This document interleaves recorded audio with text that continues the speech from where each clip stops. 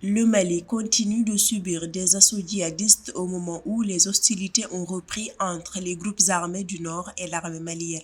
Une situation qui pourrait exacerber l'insécurité dans le pays. Ceci dans un contexte où le mouvement pour le salut de l'Azawad, qui était en première ligne face aux offensives des djihadistes, a annoncé le 24 septembre 2023 son retrait du cadre stratégique permanent regroupant l'essentiel des groupes armés signataires de l'accord de paix d'Alger de 2015. Sur Africa 24, Aïdara Aïchata Cissé, membre du Conseil national de transition et présidente du réseau des femmes parlementaires du Mali, dit l'attachement du gouvernement de transition à cet accord de paix.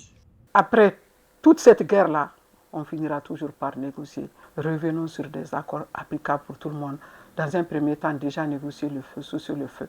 Je salue la décision de ces deux groupes, le MSA et la plateforme. Parce qu'à la suite, il y a eu aussi la plateforme il y a 2 ou 3 jours qui a fait la même déclaration, qu'ils ne sont pas d'accord que des Maliens tuent des Maliens. La situation humanitaire et sécuritaire dans beaucoup de régions dans le nord et l'est du Mali demeure plus que jamais fragile. Cependant, le gouvernement de transition est prêt à tout pour asseoir l'intégrité du territoire en reprenant certaines zones. Les djihadistes ont imposé depuis le 8 août 2023 un blocus de la perle du désert dans la localité de Tombouctou au nord du pays. Tombouctou est c'est une ville sacrée. C'est très difficile parce que cette guerre elle est asymétrique.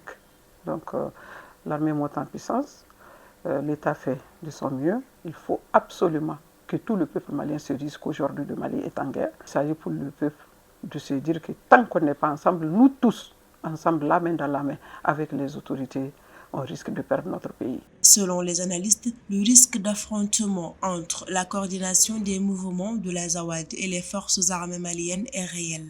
Les deux protagonistes s'accusent mutuellement d'avoir ouvert les hostilités. Alors il est urgent pour toutes les parties de renouer avec le dialogue et d'ouvrir les négociations pour ramener la paix au Mali en vue de la tenue de l'élection présidentielle, initialement prévue en février 2024, mais différée pour des raisons techniques.